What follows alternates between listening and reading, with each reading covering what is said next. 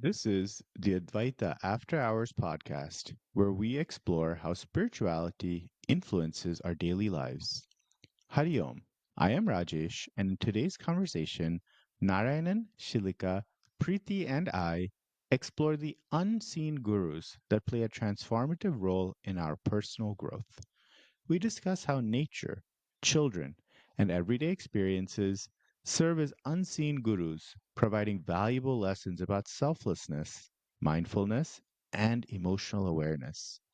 So sit back, listen, and reflect as you join us on this journey.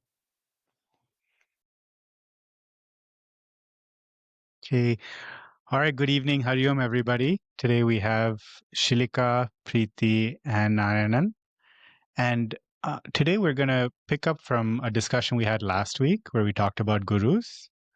And I think a really nice outcome of last time was not just talking about what is a guru and what is a shishya.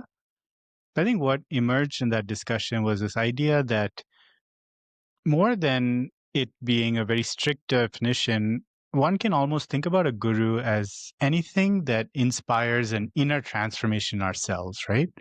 Meaning that if we ultimately understand that we hold all of the knowledge that's required to realize ourselves, then the role of the guru is in being able to unlock or inspire that transformation that allows us to see us for who we are.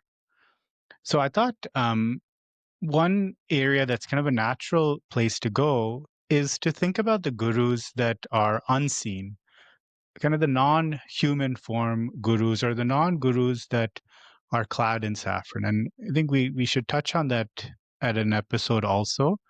But I think it's really important to also recognize what's around us in the world.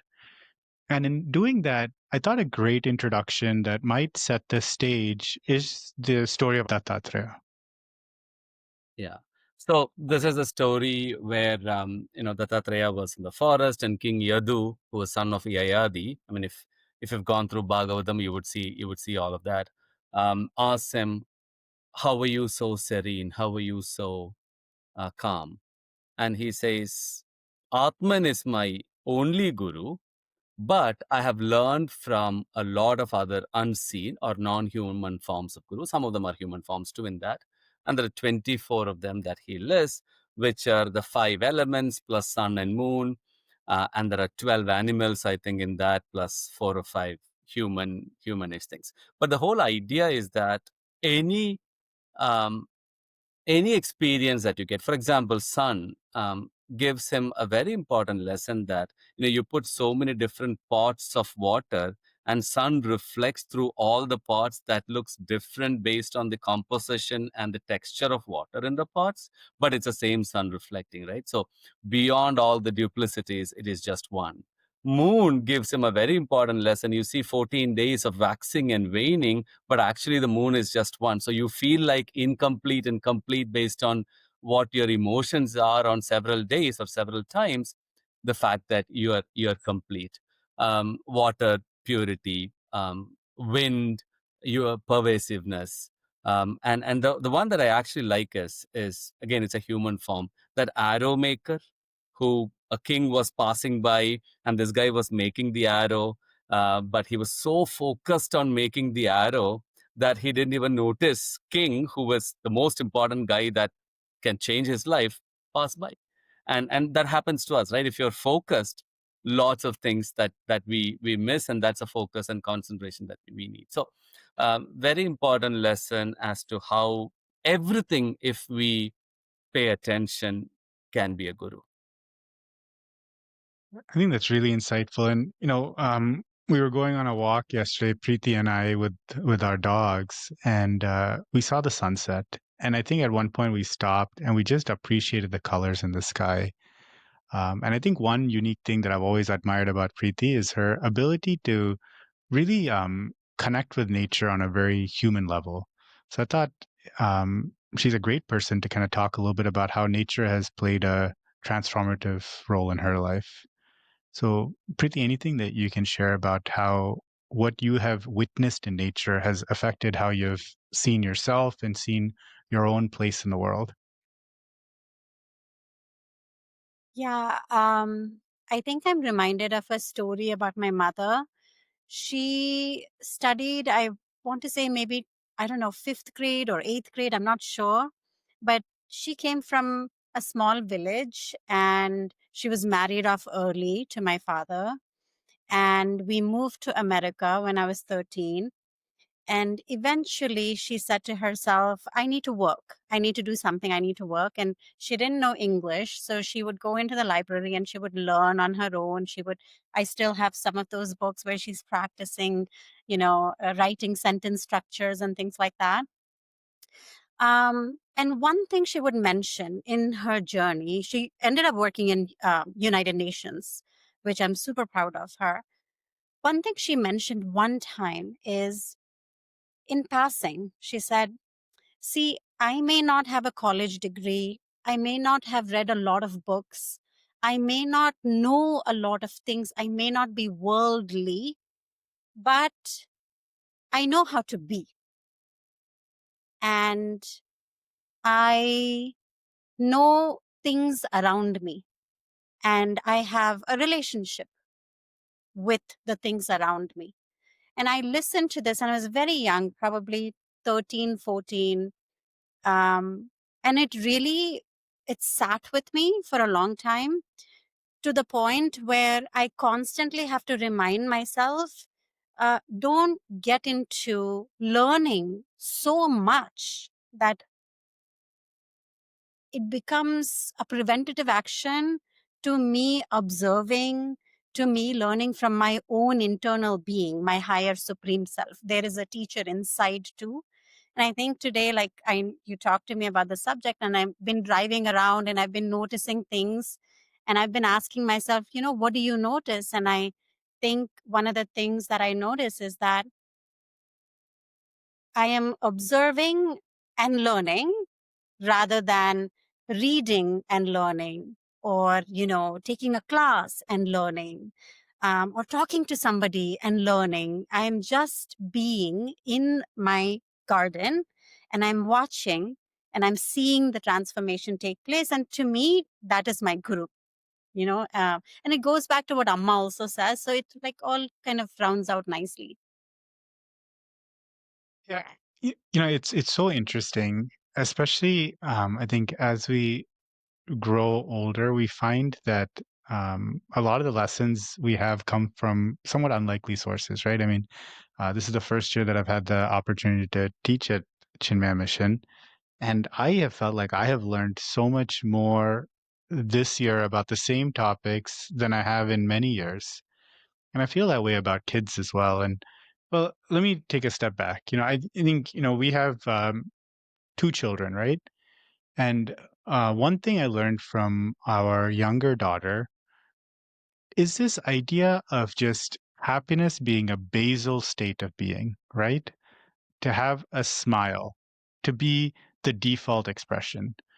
Oftentimes I think about people as falling into two categories: those that are default happy and default sad, right? Meaning that some people have to wake up in the morning and something has to happen to make them happy, or something has to happen to give them joy. Other people, they wake up happy. They expect the world to be that way. And then something has to happen to change that default state. And, there's so many self help things about how to start to become a person that becomes default happy, right? But some people are, I think, born with it. And I think children, for the most part, are born with this sense of just at rest, they are happy. And maybe things might happen in the world that change that current state. But it is not even a happiness as much as a state of contentment or the state of flow in which they are a part of the world. They're not trying to bend the world to their desires. And I guess that's sort of what I was implying when I asked this general question about the ways in which sometimes children, or even kind of the more innocent aspects of life, whether that be animals or nature, can start to guide us and in some ways quieten our discriminative process that makes things more complicated than it needs to be. I have a thought about, you said happiness. I have been looking at my children, and finding this very unique trait when we are out in the garden and we are interacting with nature, and that's of wonder. So I was thinking, how often, when I'm interacting with screens, when I'm reading a book, when I'm watching Grey's Anatomy, which I'm obsessed with right now, how often do I come across wonder? I don't. When I am interacting with my colleagues at my workplace, at really no point do I feel wonder. But this morning, for the first day of Navratri, I did the velakku and plucked the flowers and I got everything ready. I put the water, everything was ready. And I wanted to show to my mother-in-law and my mother that I did velakku and I'm a good girl and look at everything I've set up. So I took a small video of the whole setup. And as I was taking the video, I caught the banana leaf from the side of my window. And I said, okay, let me show them the banana leaf also. And I panned my camera to the window. And there, on a small vine against the window, the ridge gourd plant had found its way, had one or two flowers, and a full ridge gourd was hanging outside my window. That was the only moment I felt wonder in many days, actually, in many days. And I was thinking, you were talking about happiness, but I can sort of correlate it to like the expression and the feeling of wonder. And I think I only feel that when I'm in nature.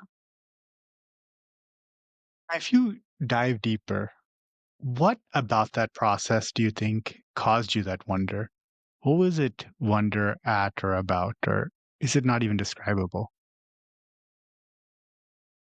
It's describable in some small ways, just to get a little flavor of what I felt in huge magnitude.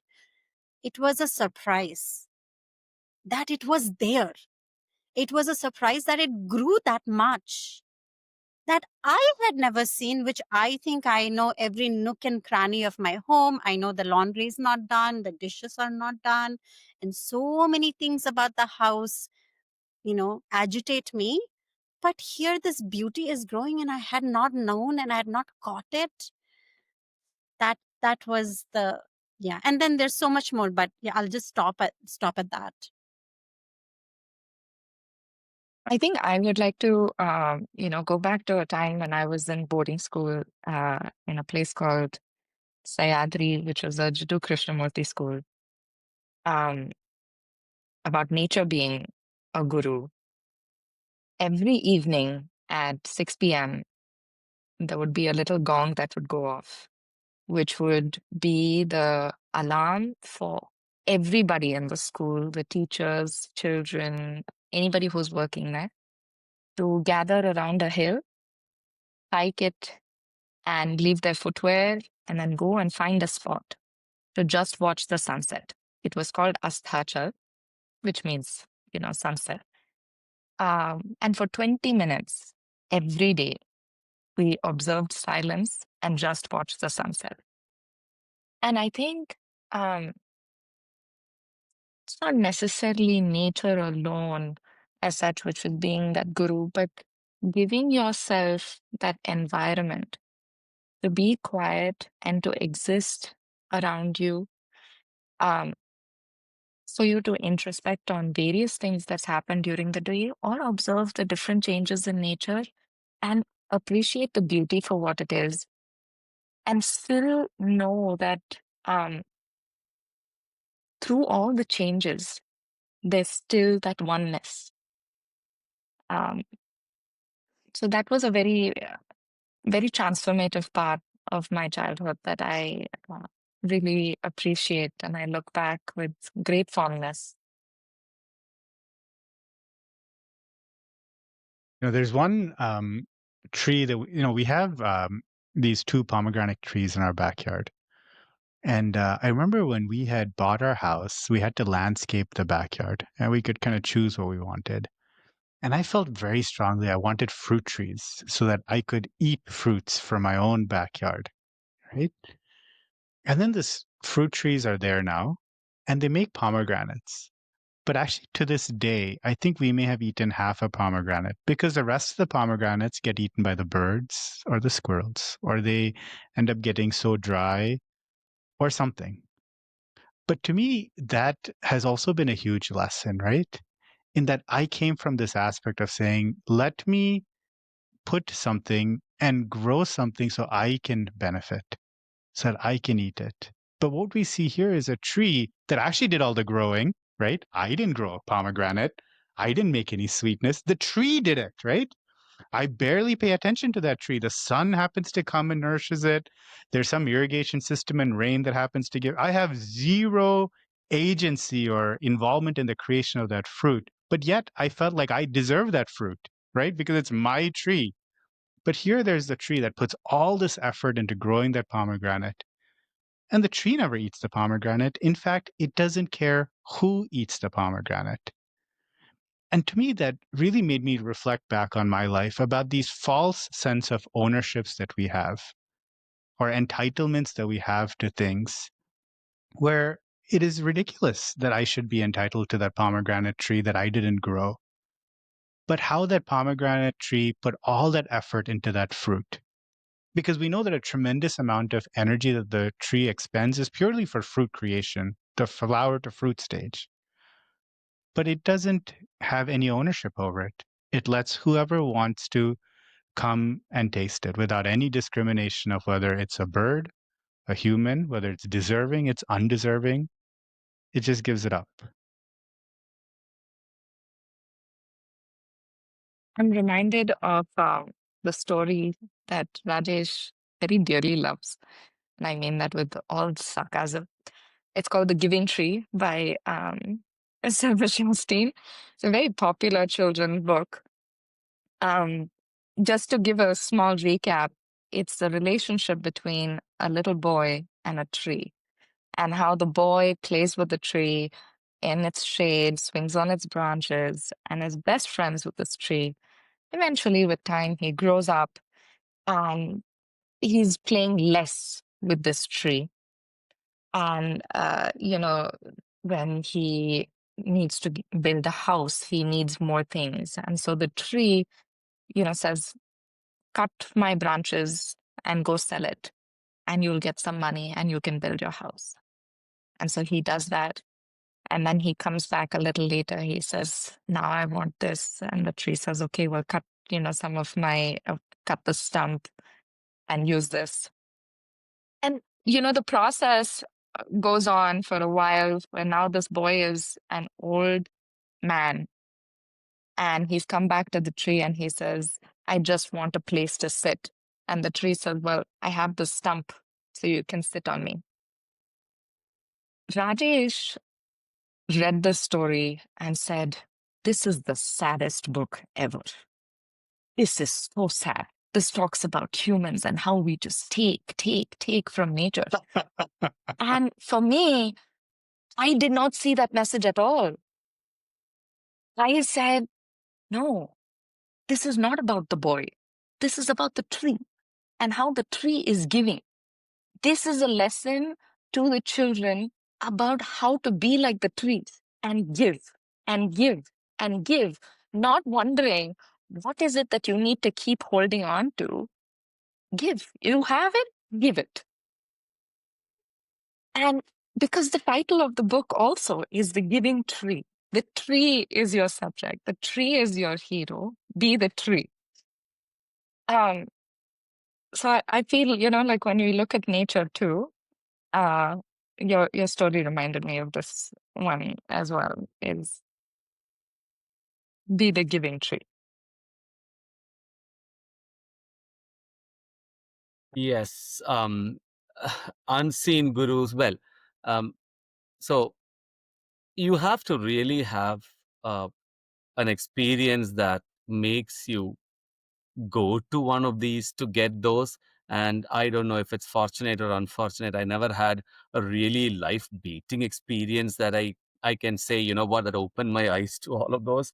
So most of my learning has been, very trickle down induction learning, which I am on one side happy that I didn't have to get smacked on my head to learn something. It happened through a trickle down way. And then one of the qualities that I kind of try to develop is introspection. Once you see something, figure out how it could help you, how it could do it, right? So from an unseen guru point of view, so I grew up in our farm, and we had lots of people to do lots of things in the farm. And if I had to go to school and my dad had something else to do, there were 10 people who were willing to take me and put me in the back of their bicycle and take me to school. And it was not that somebody asked them to do it. It was, that very selfless way of saying that, okay, I'll take you, I'll drop you to school, right? um, and I have asked myself, have I been able to do it?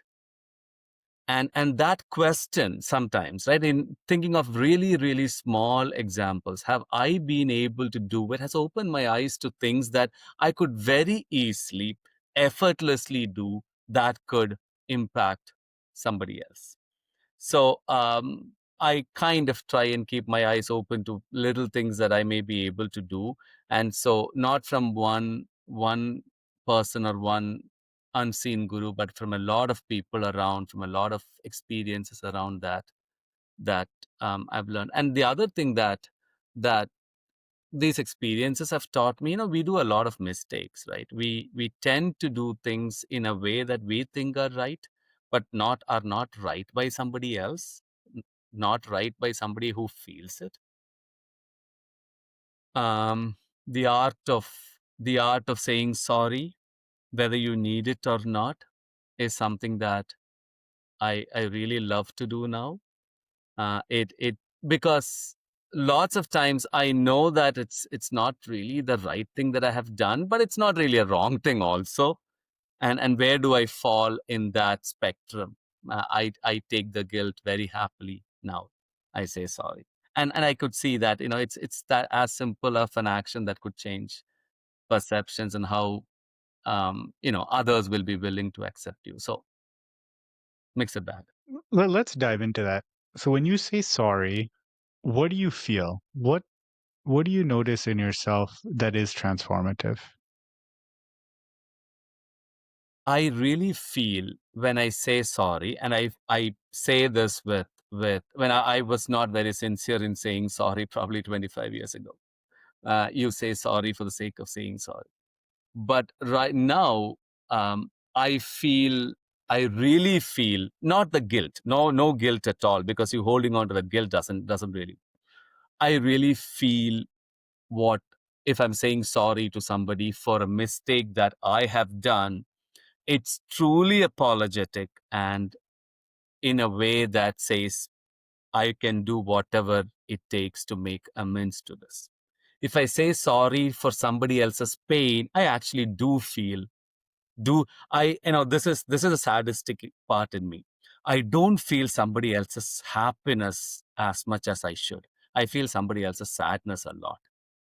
Uh, it's probably, I don't know what conditioning it is, and I really want to feel somebody else's happiness too. If somebody's really jumping, I think about why I can't really jump up and down at that time. But if somebody is sad, I really feel that sadness, and that is through some of these experiences, and also um, kind of learning and reading and going through the literature and listening to a lot of things and contemplating and meditating. I think probably has had a change, has had an effect in me where I cry very often, which not in public though, but it's very easy for me to cry. It's extremely easy for me to cry. It is not that easy for me to jump up and be happy. I mean, if all your saints would say you should get that also, you should be as happy for somebody else's happiness. You should be happier than them. I'm working towards it, but I can cry a lot now. I think I'm on the opposite spectrum of what Narayan said.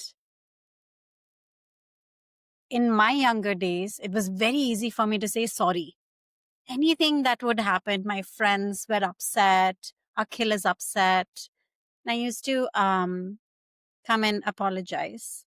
And I can also hold a grudge really well, but eventually it ends up in me apologizing. I think more lately, after turning 40, and I really feel, I sometimes tell my friends that, I really feel like I'm going through a rebirth.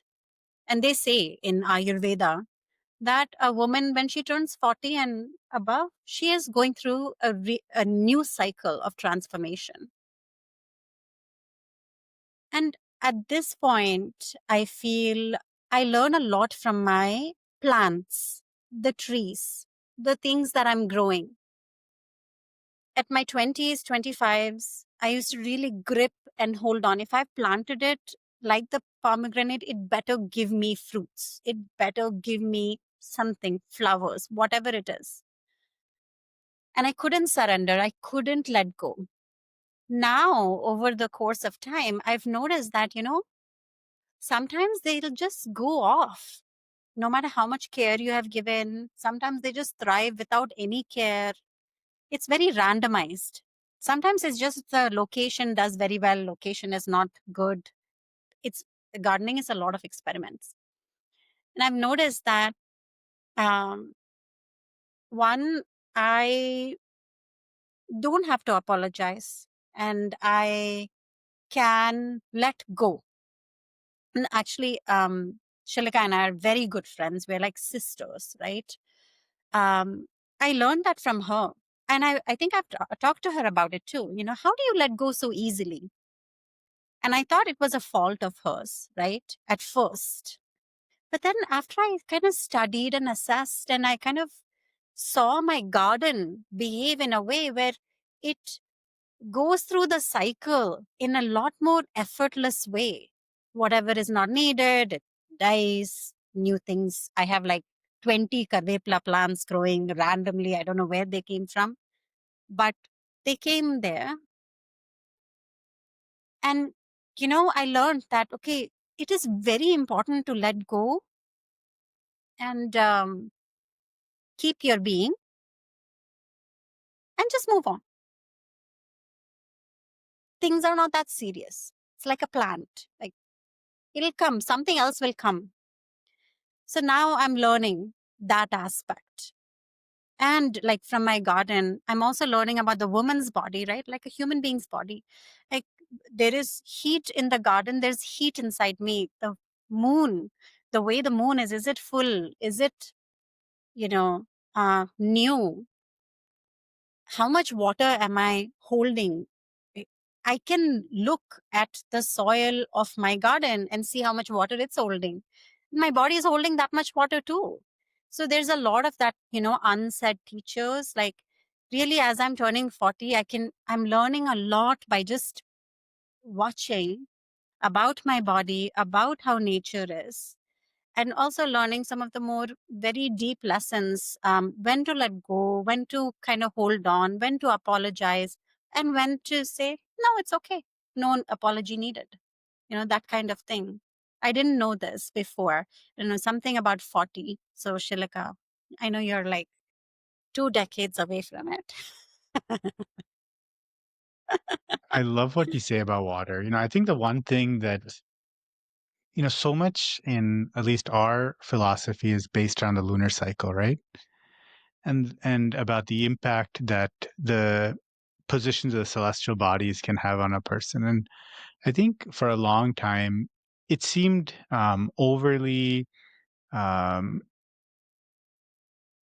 mystical to me, right? It didn't make a lot of sense. But it is important, I think, to sometimes step back and think about if we look at the waves in the waves in the ocean come entirely from the moon's gravitational pull.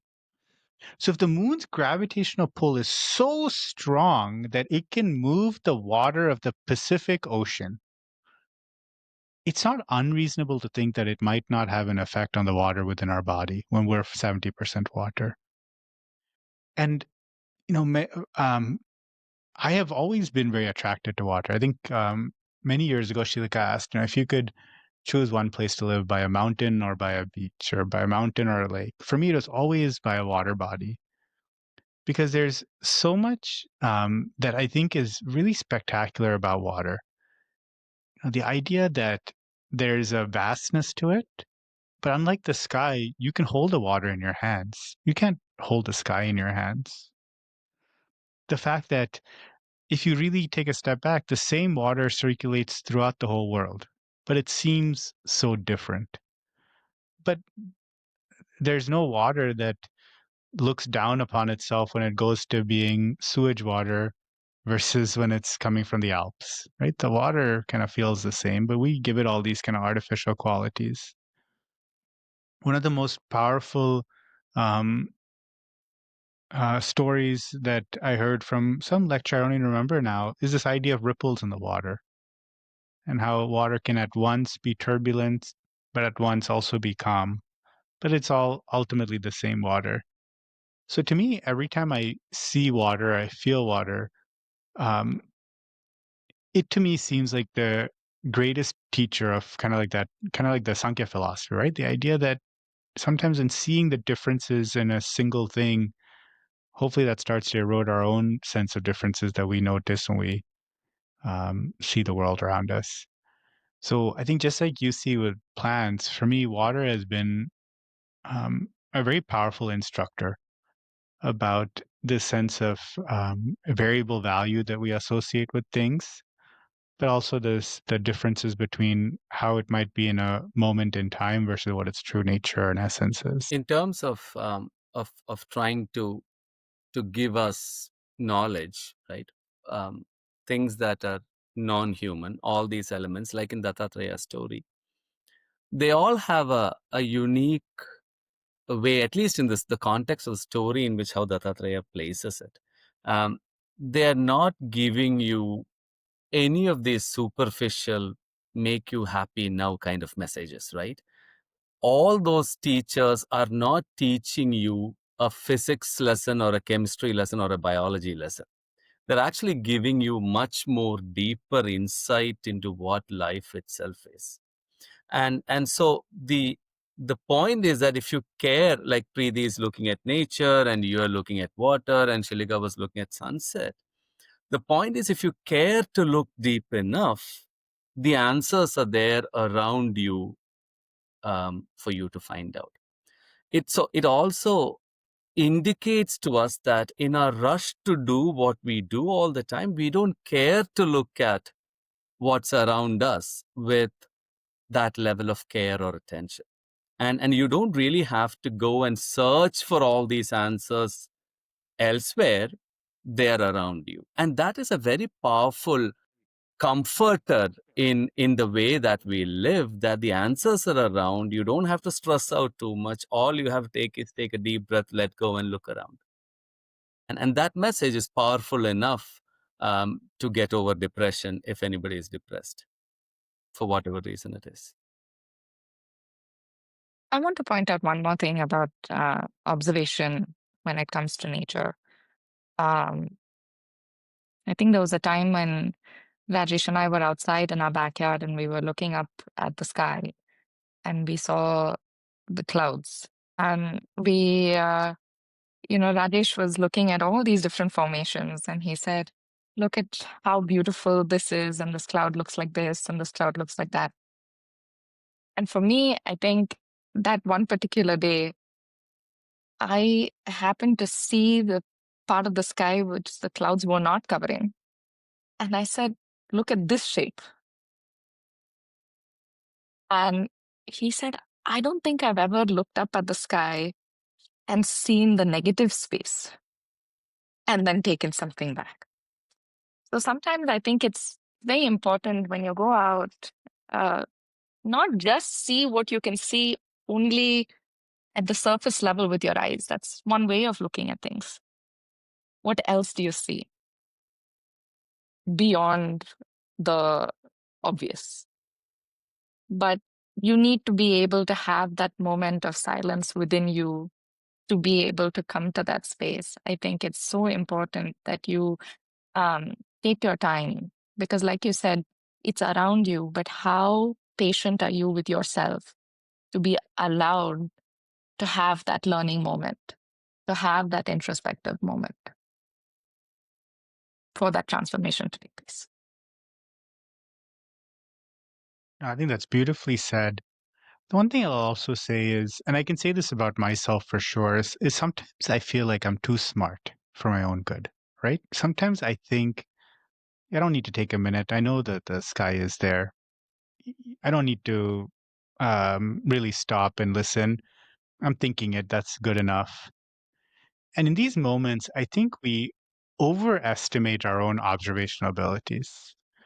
You know, in our tradition, there's this great concept of chitta shuddhi, right? Like, what kind of actions of discipline can you do to make yourself ready to accept the lessons that are there, right? Meaning that, there a lot of emphasis is put into priming yourself or readying yourself to accept the teachings that nature has to give you. And that's why I go back to our younger daughter and the idea that she always seems to have a smile on her face. And I think things such as something so simple as just walking around with a smile, something as simple as sort of saying, you know what, I know I have a lot of great thoughts. Clearly, my thoughts are amazing, but for 5 minutes, let me consciously silence my thoughts. I know I'm an amazing multitasker, but for 10 minutes, let me focus on just one task. It's almost like we have to force ourselves to stop being so human. And when we accept those, at least for me, I feel like I'm much more receptive to the lessons that are flowing all around us. Yeah. You hear that, right? A lot of Vedantic study to start is not about filling in, it's about emptying out. Right. So when you start studying all of those, if you think of it as filling, let me get more knowledge, you actually have to empty out first before you get the right knowledge. Now, you've heard the story of the Swami asking his student to clean the vessel from the river. And so he goes and ask him to bring water from the vessel in the vessel, and he gives a hollow vessel with a hole in it. So the student goes and tries and gets water. It's not there. Let's go again. But he says there's a hole, but just listen to me, go again. So he goes in 10 times, and then he comes back and says, oh, you've been telling me to go and get water. How do I get water? He says the idea is not to get water. There was a lot of dirt in it to clean it. Right now it's clean. Now you can think about how to get water.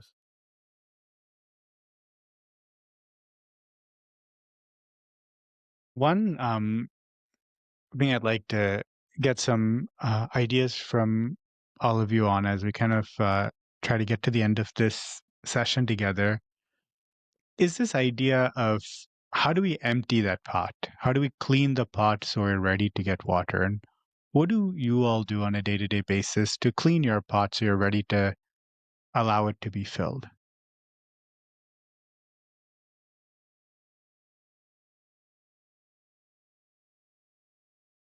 I think all of us have our own ways of doing it. If not consciously, we do it. But um, if you have a certain habit of doing, for example, lighting a lamp and praying to keep your mind at least in focused in the thought of one single thing, because the thoughtlessness state is hard to achieve, and that's how we are being asked to focus on one thought that's actually a pure thought.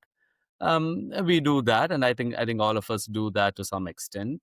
You engage in things that you actually like doing in terms of reading or spending time with kids, and throwing all our I-ness and minus out, right? The whole idea of, I mean, we are all 24 hours a day, even when we are sleeping, we are engrossed with the idea of I and mine. But when you are in the service of somebody else, playing with kids, doing things with them, praying, doing all of that, I think that's a time where it's not for me. There is no selfish um, interest, no selfish idea there. So that makes us feel a little cleaner. But eventually, it is a it is it is a question of error removal, right? There is lots of error in us, and it's a gradual process of error removal. And in my personal experience, with time, with some of these practices, you're able to keep your mind silent, at least for a certain amount of time.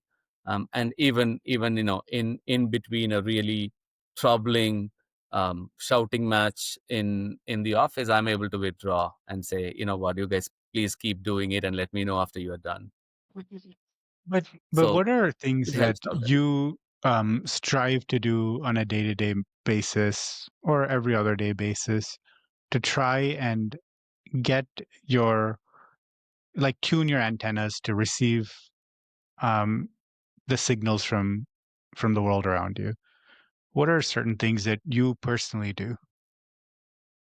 So I personally spend at least half an hour, what I teach my 12th grade kids, me time, spending time only, again, me timing, not opening my screen and closing my door and watching stuff. No, it is sitting quiet, um, reflecting, contemplating.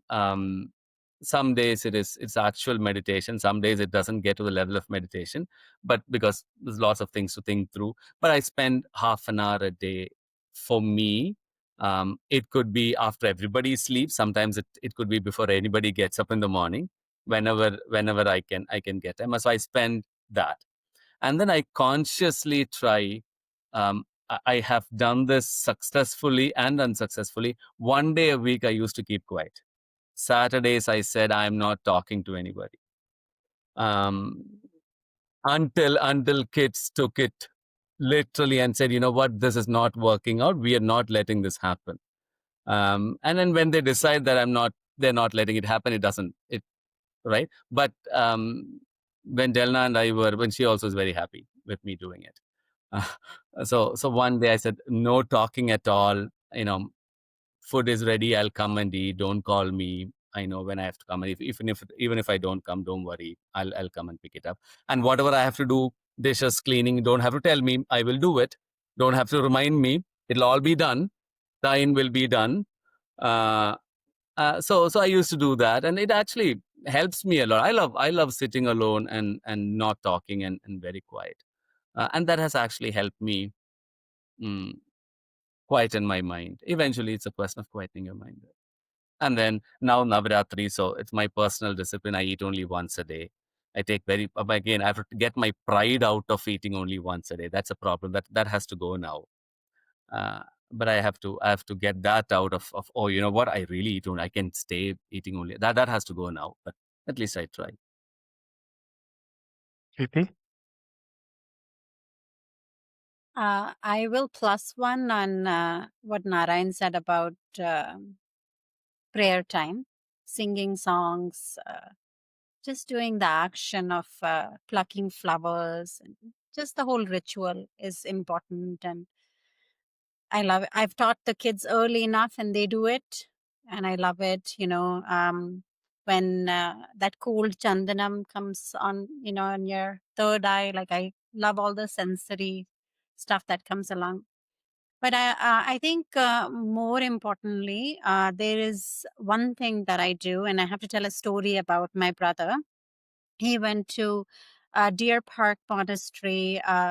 This monastery is led by Thich Nhat Hanh. He's a Vietnamese monk.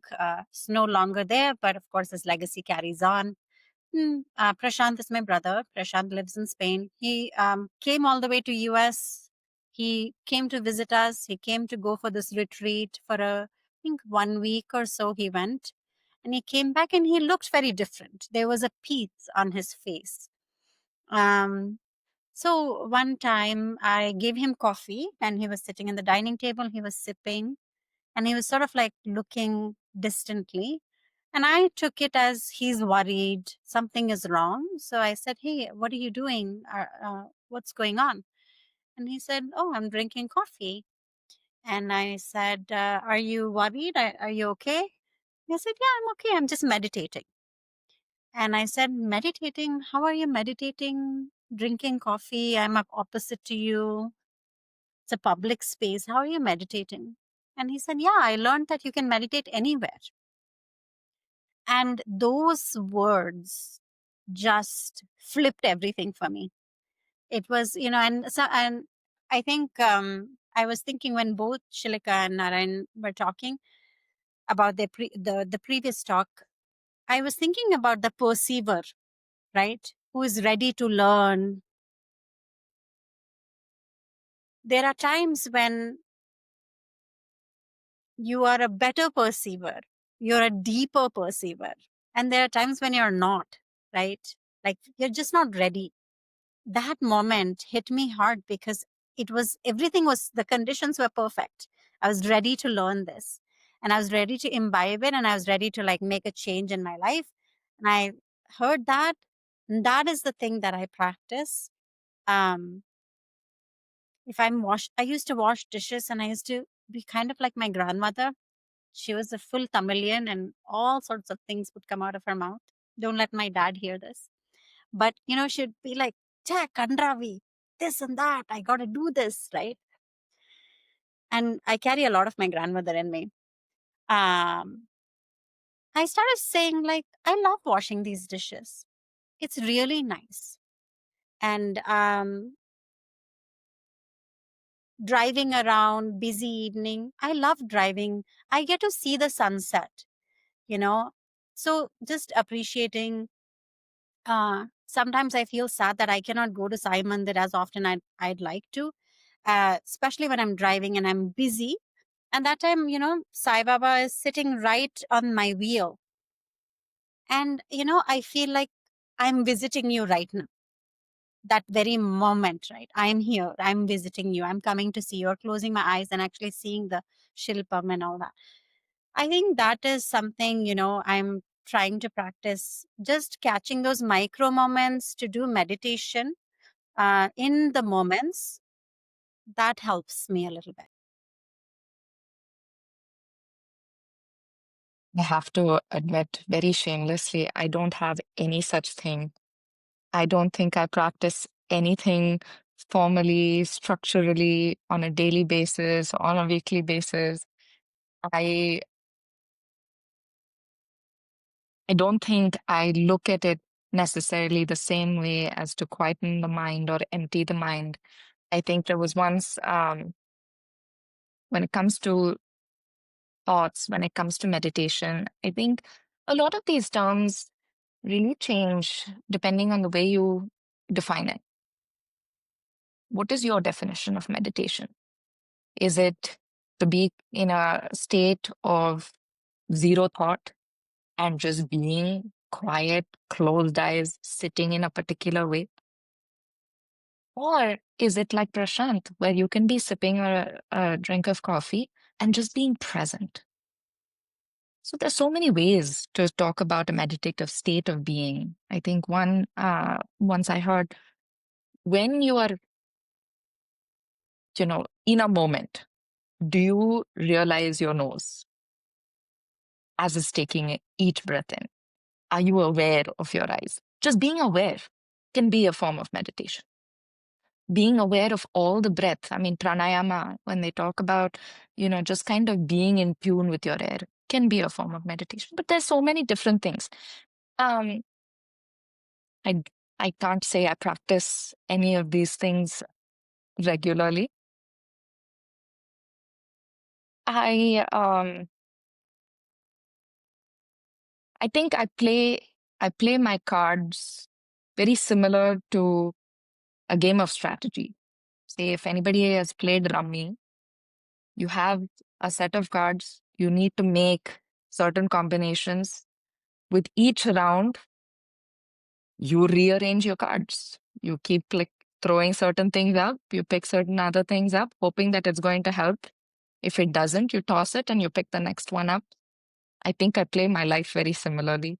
I I don't I don't have a formal structure, but it allows me to still have a lot of very learning moments in a lot of different ways because each round is different. I've not predetermined that this is the only way I'm going to go forward. I feel having that flexibility in life. I don't think I'm a very goal-oriented and a very ambitious person. And I'm not saying that, necessarily as like a very prideful thing, or a lack of prideful thing. But my life has been so in that I think I wanted to study physics early on, but as fate would have it, I studied visual communication.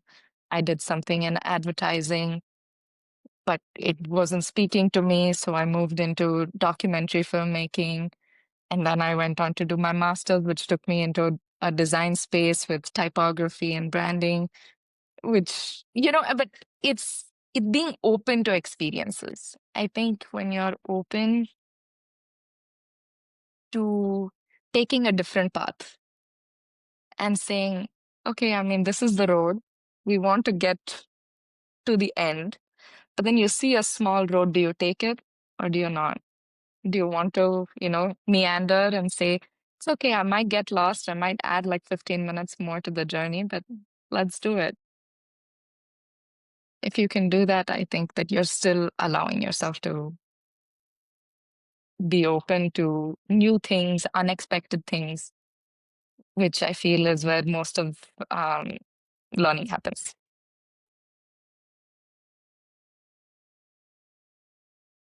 And I think that's a powerful story to end, for several reasons. I think one is to demonstrate the diversity of how to get to the same destination, right? Even if we don't always know where we're going, as long as we're open and receptive to allowing the world to guide us. I think that is critically important. But also, I think as Preeti was saying, giving yourself grace, understanding that you may not always be the most receptive student, but as long as there's an awareness of aiming to be receptive, when you allow yourself, the teachings are all flowing out there. It'll come and hit you in the face like you never expected it to. So maybe with that, we will end for today, and we'll reconvene next time. Hariom. Hari Okay. Om. Thank you.